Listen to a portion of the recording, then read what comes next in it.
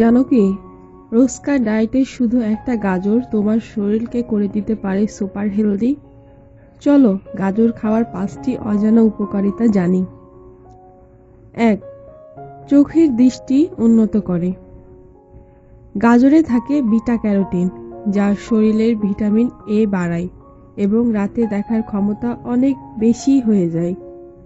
2. ত্বক স্বাভাবিকভাবে গ্লো করে। এর অ্যান্টিঅক্সিডেন্ট ত্বকের দাগ ছোপ কমায়, স্কিনকে করে তোলে ব্রাইট ও ক্লিন।